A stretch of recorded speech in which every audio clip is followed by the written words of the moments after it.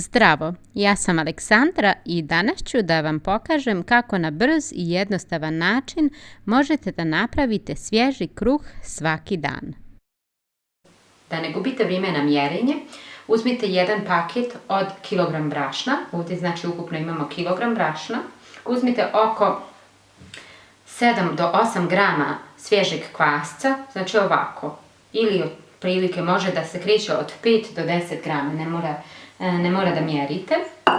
Naspite samo malo vode, posudu, izmjerite kvasac, ovako. To malo promiješajte i ostavite samo da se kvasac malo rastopi. Nije potrebno da se baš potpuno rastopi, zaista nije važno. To ostavite sa strane. Ovdje dodajte oko 15 grama soli, to vam je ovako nešto. Znači ni previše, ni premalo, nije bitno u nekoliko grama, nećete osjetiti neku veliku razliku.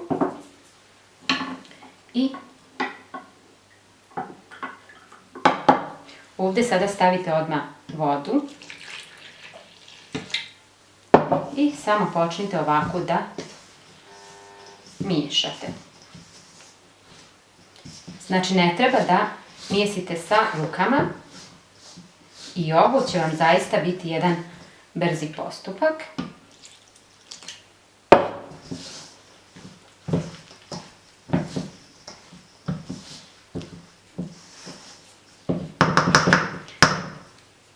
Sada sa ovako malo brašna na drvene kašiki samo ovako promiješajte ovaj kvasac.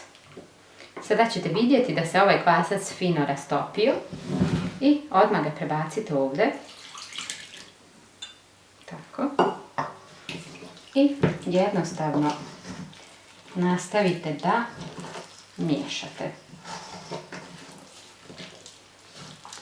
Ovo ne treba da bude ništa precizno. Tako. Stavite još vode.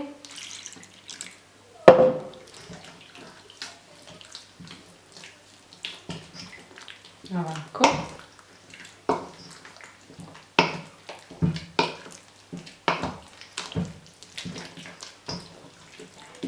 I sada dodajte ostatak brašna. Samo ovako promiješajte.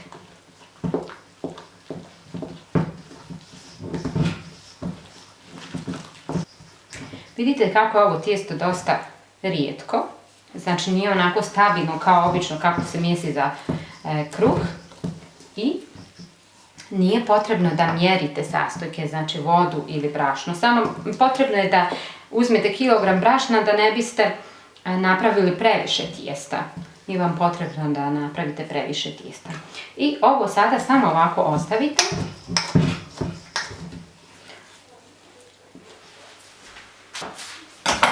Ja ću ovo da prekrijem folijom. Znači nije potrebno ništa da ovdje oblikujete nešto uopšte. Znači ovo sada ja ću da prekrijem folijom. Može. Ovako ova folija mi je malo manja.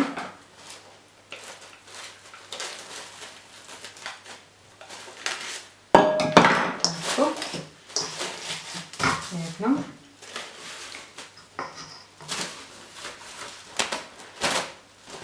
Ovako.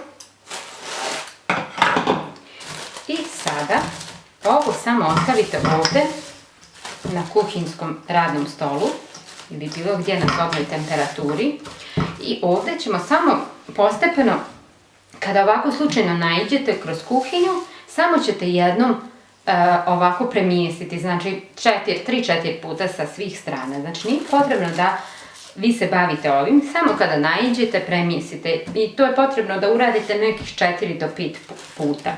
Ništa više, znači nije potrebno da lijepo oblikujete, da mijesite 10 minuta ili tako dalje. Prije nego da odete spavati, stavit ćete tijesto u frižider, ali to ćemo kasnije ponovo da ponovimo. I evo sada, poslije oko pola sata, ne znam tačno, samo ovo otkrijte i ovako premijesite.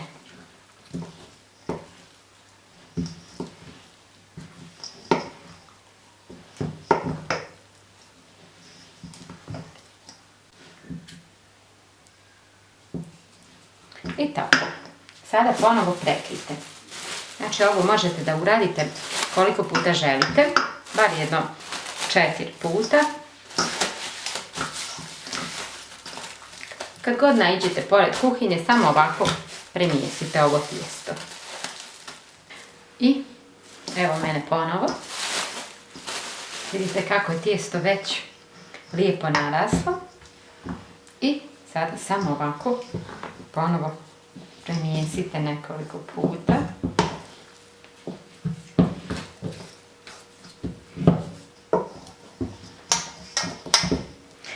I ponovo samo prekrijte sa providnom folijom. Evo ponovo. Sada možete da vidite kako je tijesto baš nadošlo, ali vi ga opet premijesite. Ovako.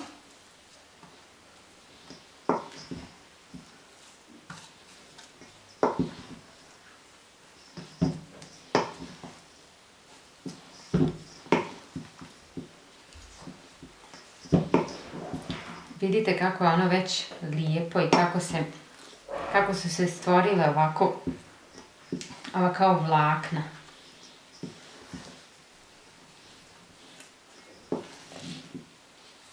Izgleda već odlično, izgleda kao već da bi se mogao kruh stavljati u tepsiju i peći.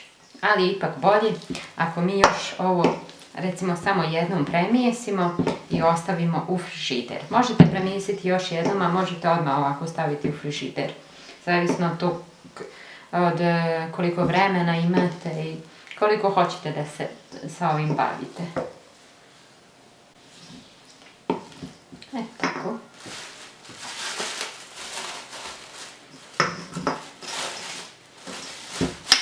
I tako.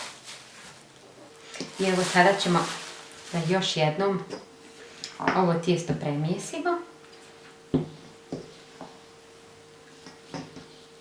Ovako.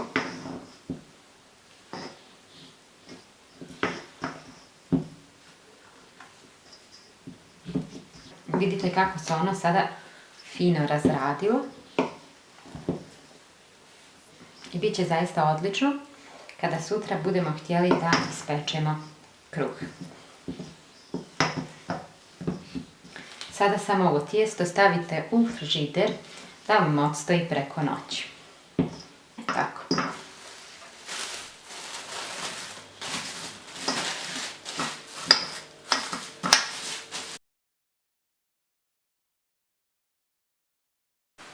I dobro jutro. Sada je sljedeći dan i evo tijesto nam je ostajalo u frižideru. Sada je tačno 6:25 i ja se trebam početi spremati na posao. Vidite kako je tijesto, iako je bilo u frižideru, lijepo nadošlo. I sada ćemo uraditi na sljedeći način. Treba da uzmemo jedan pekač, ovako, poklopcem. Malo ga pospite sa uljem. I sada razmažite ovo ulje skroz okolo.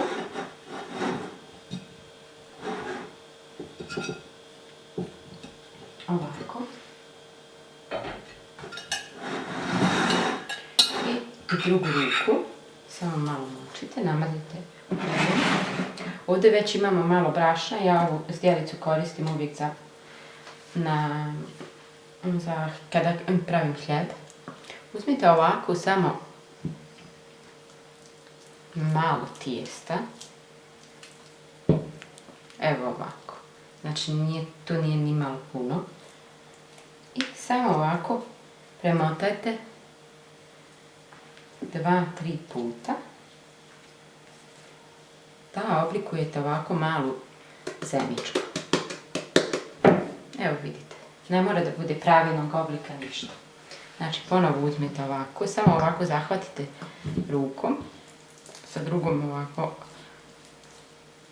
prekinete, stavite u ovo tijesto, ovdje sam uzela malo više, ovako, nakuhate ovako, 2-3 puta.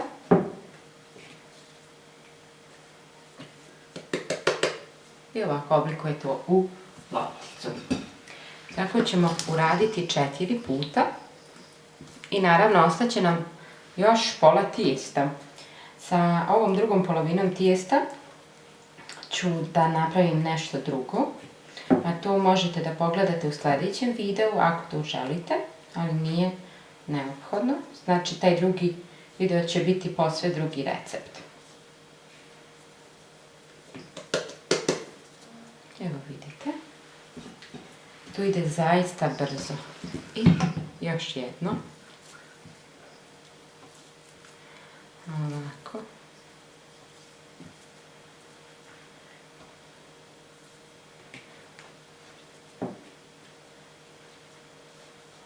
Znači za ovaj dio vam je potrebno 3 do 4 minute, ne više. I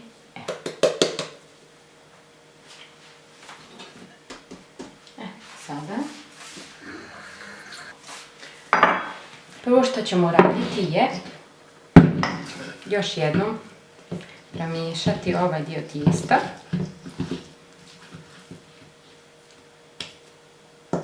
Ovako skupiti zajedno.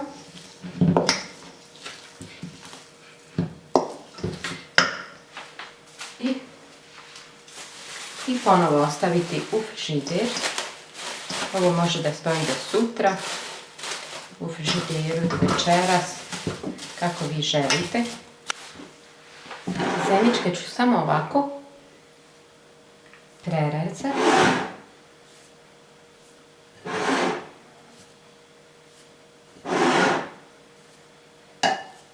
Znači tako. I sada ću da ovaj pekač poklopim. I kao što vidite, ja još nisam uključila pećnicu. Sada ću da uključim pećnicu. Iako je to malo čudno, kruh bi se trebao normalno peći u već zagrijenoj pećnici, ali pošto ovaj kruh nismo ostavili da naduće, treba da ga stavimo ovako u pećnicu i dok se ona zagrijava, ovaj kruh će pomalo da nadolazi, a posebno zato što je poklopljen.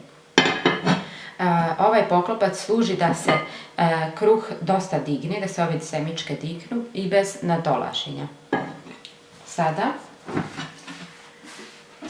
ću da stavim kruh u pećnicu, da uključim pećnicu sa ventilatorom na 250 stepeni. I sada je 6:31, znači pola 7. Ja ću da krenem da se spremam na posao, a ovaj kruh će da se peče sam, znači nije potrebno da radim neki dodatni posao. I zato mislim da je vrlo lako, vrlo jednostavno da spremite ovaj hljeb prije odlaska na posao. I evo, sada je već 7 sati, sada možemo samo da dignemo poklopac sa ovog pekača da nam se kruh dodatno zapeče.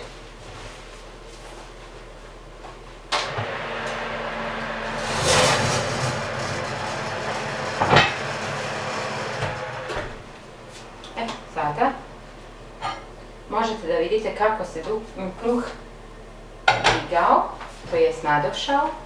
Kruh je zaista nadošao i sada samo treba da ga zapečimo. I nakon 15 minuta kruh je dovoljno zapečen.